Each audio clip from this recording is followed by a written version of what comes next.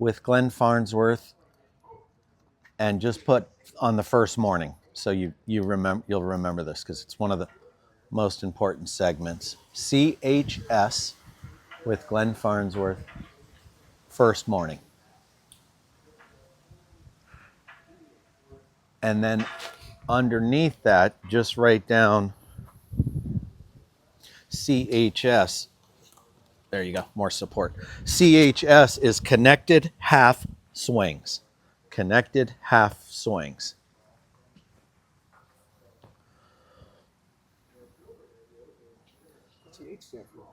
Half.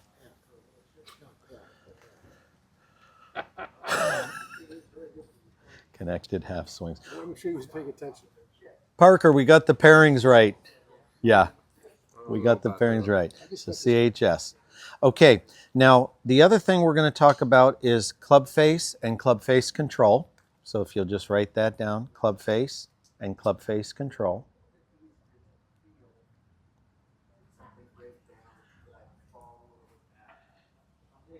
And we're going to talk about three different releases. Three different releases. Okay, and then the first thing I like to do is just kind of sit here with you. And if I put this club face right in front like this, all right, so this is known as a square club face. Agree? So if I go 1 o'clock, 2 o'clock, that's known as what? Good. Now, where's that ball going to go if you hit it with an open face? It's going to be a slicer to the right. But when would we do this intentionally? Yeah, if you wanted to hit a slice back around a tree. My wife is over there, and I'm over here. Very, very good. That's another option. When else would we open it intentionally? Drop shot. Yeah. Yep, a bunker shot or a little softy over a bunker. All right, now if I go back to 12 and then I go 11, 10, that's known as a what? Closed face. That's going to cause a hook, a punch hook. Yep. When else would you close it intentionally? Well, you could de-loft it by just going shaft, but as far as closed, when would you close it intentionally? The last one's a buried lie in a bunker. Most people miss that one. Nope, you would just de-loft it for a bump and run. Because anytime you go there, that ball's going to tend to go left. All right, and then there it goes back to square. Now, the next thing I'd like you to write down is that there's no written rule that you have to start with a square club face. On putting and chipping, yes, we actually demand it there. But I have saved, over my last 40 years of teaching golf, I have saved a lot of lives by allowing students that slice the ball to close the club face 2 degrees from the start with their driver.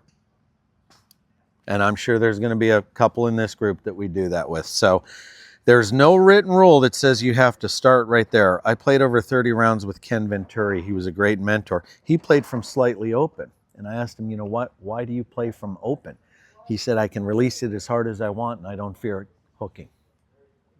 So just remember that you can do that on your own, or we may come in and tweak that a little bit on you. But I just want you to know that you've got some room right there. That'll be in every shot. Mm-hmm. Yep. Okay. Now, if you don't hit the sweet spot, which we're trying to do, where's the worst place to miss it? Actually, hosel. Hosel would be the worst place. That would cause we don't even like to say the word. Okay, but then you gentlemen are right. High in on the toe, that quadrant right there is the weakest part. I've even seen club faces come in and closed, and when you catch it on the toe, because of the resistance of the ball, you get what's called heel kick, and you'll hit the weak shrimper to the right. So when we put that face tape on, you're going to hopefully see in there maybe a little low, or maybe even a little low and on the inside, but high in on the toe is what we don't want right there. Okay, now, this ball is 1.68 inches, and a club face is only 2 1/4 by 2. So there's not a lot of room for error. So you can see where golf is a precision game.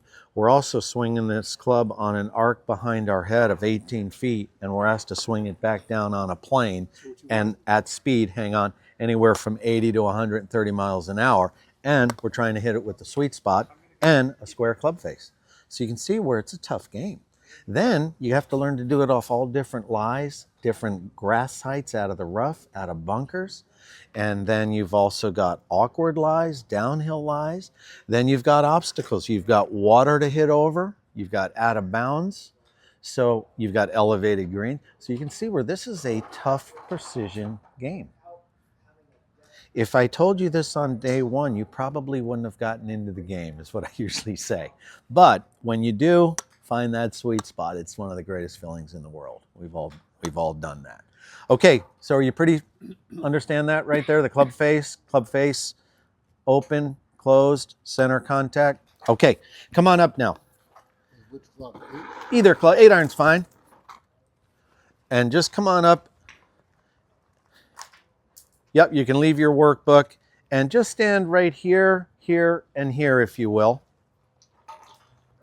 And all I want you to do is just drop the club. Those shoes look comfortable. They are. Yeah, they look it. Maybe right here, just so you have a little bit more room between you. Okay, now I'm going to first teach you connection through the coconut drill, we call it. So I want everyone to just take their arms,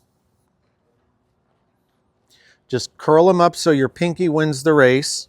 So your pinkies are up, and just drop them right into your rib cage right here. Good, and then just lower your arms down to a 45 and feel like the elbows are pretty much against the ribs, but not over. Okay, now go back up to right here. Now Parker's going to come over and put a lot of weight on me like I'm holding a piano up, and I can hold him up. Are you with me?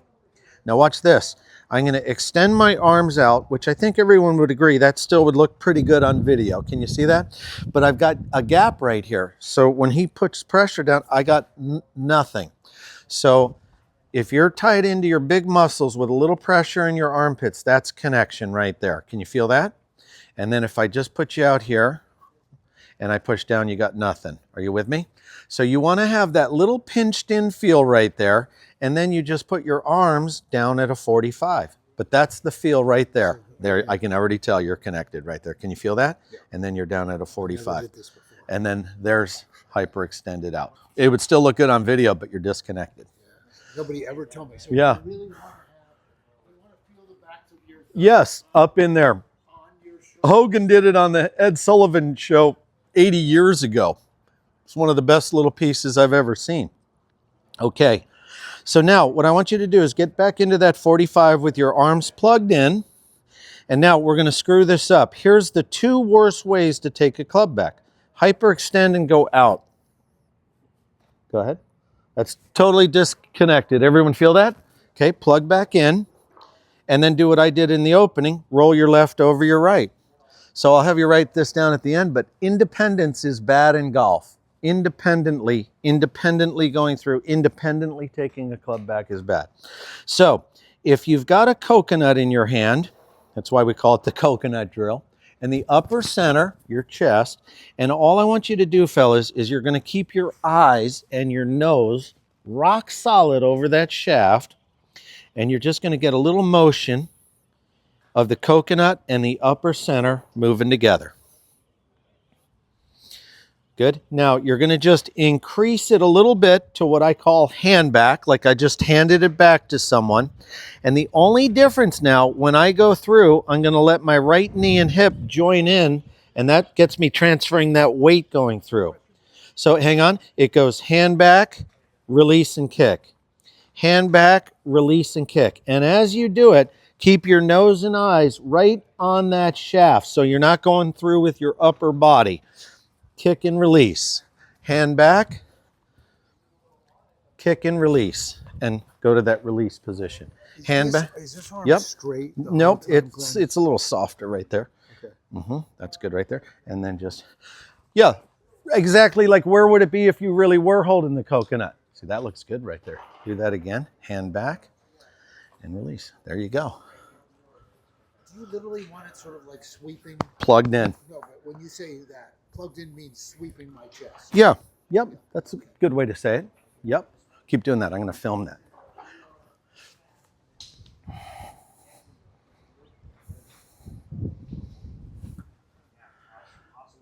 Okay, we're just in the first morning here, working the coconut drill, learning what connection is right here. First morning, working the coconut drill, which is arms connected to the body. Boy, that's good right there. Thanks, Nikki. Hand back, kick and release. Good, beautiful.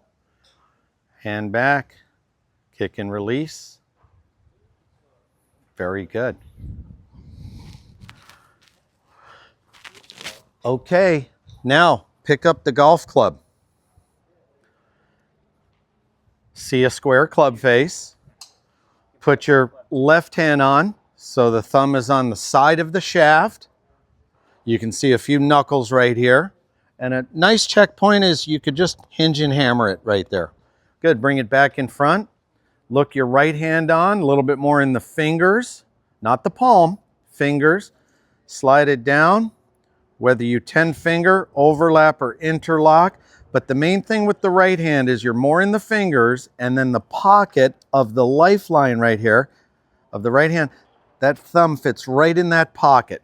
So if you look, you should see both thumb and forefinger V's complementing each other and going to the right shoulder.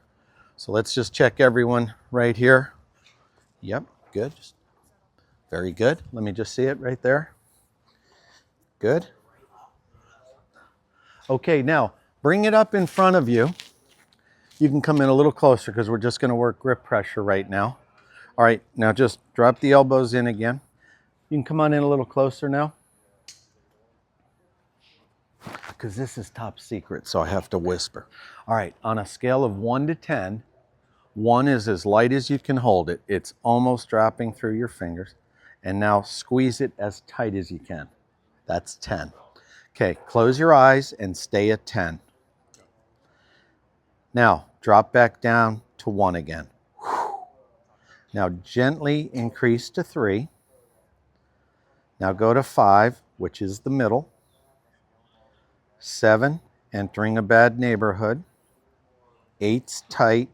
10's frozen. Stay at 10. Go back down to 3. Go back down to 2.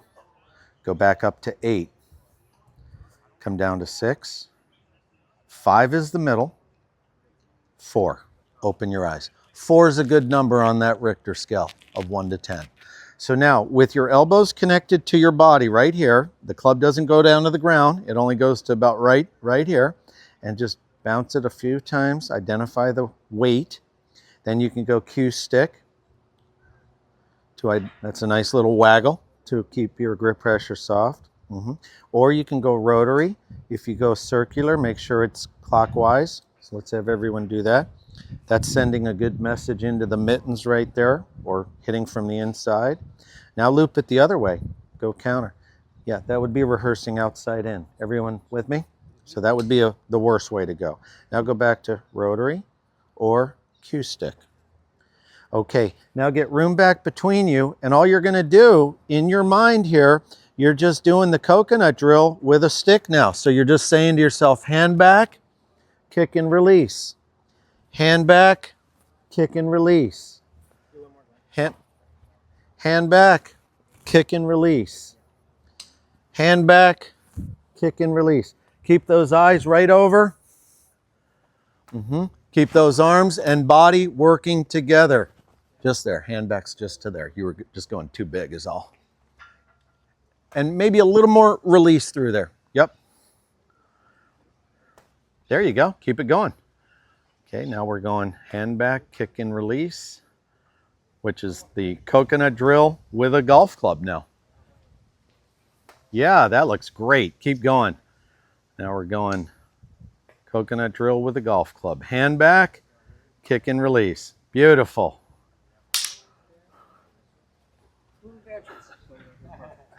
Parker, let me film him. Parker, let me film him.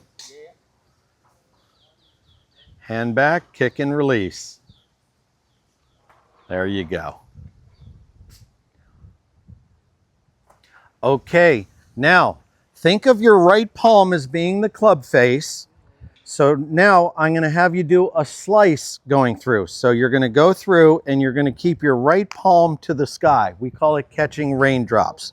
Yep, that's going to keep the face open. Start square, but we're just going to show you that, hey man, if you're going through this way, that's going to be a slice right there. So if you go through with the right palm to the sky, that keeps the face open. Yep, so give me a couple intentional slices. Yeah, do it again. Couple of slices. Let's head over to the putter. Okay. Mm-hmm. Okay, there's your slice. Now I like the way Harvey Penick said, you got the seeds right here, and now you're going to throw the seeds to the ground. So now when you go through, really let that right forearm rotate through there, and that's going to close the face or teach you to hit more of a draw. Yeah.